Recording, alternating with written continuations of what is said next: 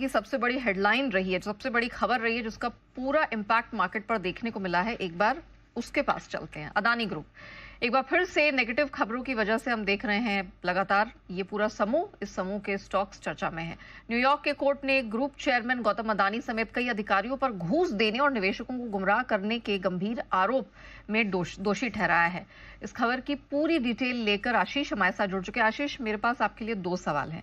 पहला तो ये विस्तार से ये पूरा मामला बताइए, ये खबर क्या है, कितनी बड़ी हुई और कैसा असर इसका देखने को मिला? बिल्कुल, देखिए यूएस कोर्ट का वर्डिक्ट आया जहां पर बताया जा रहा है कि अदानी ग्रुप में खासतौर पर अगर आप देखें तो गौतम अदानी ने कुछ प्रोजेक्ट्स को लेकर 25 करोड़ डॉलर ये घूस, ये रिश्वत का जो है यहाँ पर एक आरोप लगाया कि इन्होंने इंडियन ऑफिशियल्स को ऑफर किया है, ये देने का प्रॉमिस किया कुछ सोलार प्रोजेक्ट्स के ऑर्डर्स के चलते, और जिसके चलते अगर आप देखें तो जो यूएस के निवेशक हैं इन्हें गुमराह किया गया, इन्हें मिसगाइड किया गया, जिसका एक इम्पैक्ट यहाँ पर देखने को मिला।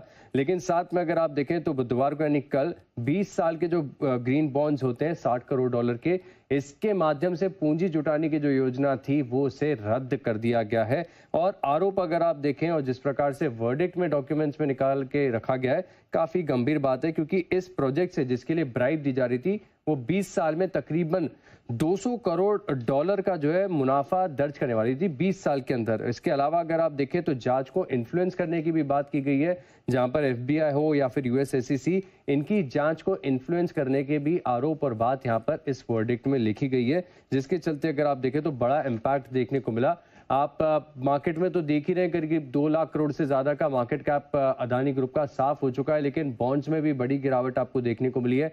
यूएस लिस्टेड बॉन्ड्स में तकरीबन 15% और अदानी एनर्जी के जो मुंबई बॉन्ड्स है यहाँ पर 8.5% की बड़ी गिरावट आपको देखने को मिली। हालांकि कंपनी की तरफ से आप देखें तो सीधे तौर पर पूरी तरीके से डिनायल आ चुका है, सभी एलिगेशंस को बेसलेस बताया, तो यहाँ पर भी नजर रखनी चाहिए। सर, ये पहले तो बताइए अदानी समूह के शेयरों में ही क्या किया जाए? पूरा लाल निशान से रंगा है, मार्केट पर भी दबाव डाला है, इस समूह में क्या करना है? बहुत अच्छा सवाल है नेहा, वेरी नाइस। अब सवाल के जवाब में कभी कभी सवाल भी पूछना चाहिए। कुछ करना जरूरी है क्या? जरूरी तो नहीं है, बट है ना, एडवाइस आपकी जरूरी है। ये अपने आप को पूछना है, आपको नहीं। जिसके मन में ये सवाल आ रहा है उसको अपने आप को पूछना, कुछ करना जरूरी है? पूछो। नहीं ना, कभी करना जरूरी नहीं है तो क्यों करना है? तो सबसे बड़े पहला काम, फिर भी कुछ ना कुछ अगर करना ही है तो मेरे पास है आपके लिए करने के लिए। क्या करना है? इंतजार, वेट एंड वॉच, इंतजार। किसी का अपनी ओपिनियन है तो करें, जरूर करें। मेरी राय क्यों है वो मैं बता देता हूँ। वो इसलिए जो अब आपको दूसरी लाइन में आपको समझ में आएगी। जितनी भी अदानी ग्रुप से रिलेटेड खबरें अब तक आई है, बाजार उससे बचा चुका है। अच्छा, यूएस कोर्ट की तरफ से जो आया एक बात आई है कि वही उन्होंने ब्राइब वाला मामला पकड़ा है।